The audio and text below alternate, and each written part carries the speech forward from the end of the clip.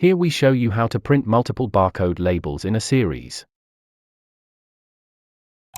First, enter the text to encode. The text you enter also serves as the starting value for the series. Select a barcode type.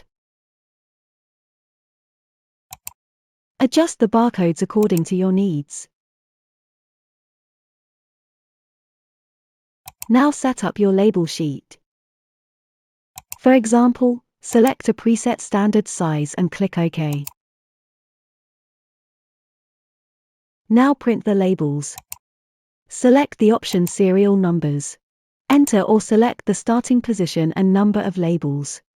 Finally, click on Print Now.